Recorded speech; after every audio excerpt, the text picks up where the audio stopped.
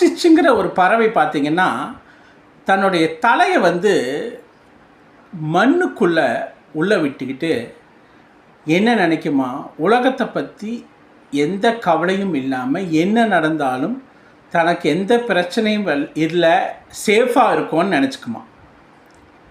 அப்படி வந்து ஒரு ஆஸ்ட்ரிச் வந்து குழிக்குள்ளே தலையை விட்டு உட்கார்ந்துருக்கு. அப்போ ஒரு சிறுத்தை வந்து பின்னாடி துரத்திட்டு வருது. துரத்திட்டு வந்த சிறுத்தை வருதுங்கிறத கூட அந்த ஆஸ்ட்ரிச்சினால் தெரிஞ்சுக்க முடியுது.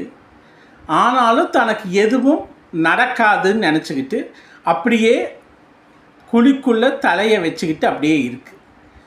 அந்த சிறுத்தை வருது கழுத்தை பிடிக்குது. அப்பவும் வந்து ஆஸ்ட்ரிச்சுக்கு தெரியுது அந்த சிறுத்தை கழுத்தை பிடிக்குதுன்னு. அப்பவும் அலர்ட் ஆகாமல், போராடாமல், வெளியே வராமல் தன்னை வந்து ஒன்றும் இது செய்யாது, தனக்கு ஒன்றும் நடக்காதுன்னு அந்த ஆஸ்ட்ரிச்சு குழிக்குள்ளேயே இருக்குது. ஆனால் அதுக்குள்ளே இந்த சிறுத்தை வந்து கழுத்தை கடித்து சாப்பிட்ருது. இதுக்கு பேர் தாங்க ஆஸ்ட்ரிச் எஃபெக்ட்னு சொல்லுவாங்க. சில பேர் பார்த்திங்கன்னா எந்த விஷயத்துக்கும் ஸ்டெப்ஸ் எடுக்காமல் எதையும் கண்டுக்காமல் விட்டுட்டா அதுவே வந்து சரியாக போயிடும்னு நினைப்பாங்க. ஆனால் கண்டுக்காமல் விட்டுட்டே இருந்தோம்னா, எந்த ஆக்ஷனும் எடுக்காமையே விட்டுட்டே இருந்தோம்னா அது பின்னாடி ஒரு மிகப்பெரிய விஷயமாக வந்து உங்களுக்கே பிரச்சனையாக அமையும்.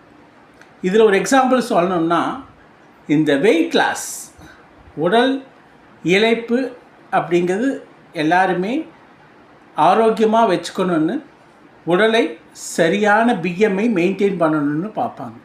டெய்லியும் ஆசை இருக்கும். ஆனால் கண்டுக்காமல் விட்டுட்டு ஒரு நாள் பார்த்தா அது மிகப்பெரிய பூதாகரமான வெயிட்டாக வந்து நிற்கும்.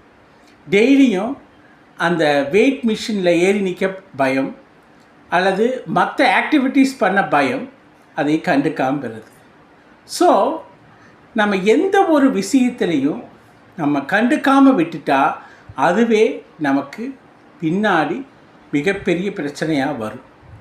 ஸோ எந்தெந்த விஷயத்துலையெல்லாம் நீங்கள் கண்டுக்காமல் போகிறீங்களோ, கண்டுக்காமல் இருக்கீங்களோ, அதை 5 மினிட்ஸு யோசித்து நீங்கள் அவாய்ட் பண்ணுறத, கண்டுக்காமல் விட்டதை யோசித்து அதுக்குரிய ஸ்டெப்ஸை இன்றைக்கே எடுங்க. அப்படி எடுத்தீங்கன்னா உங்களையும் சேவ் பண்ணிக்க முடியும், உங்களை சுற்றி இருக்கிறவங்களையும் சேவ் பண்ணிக்க முடியும். உங்கள் லைஃப்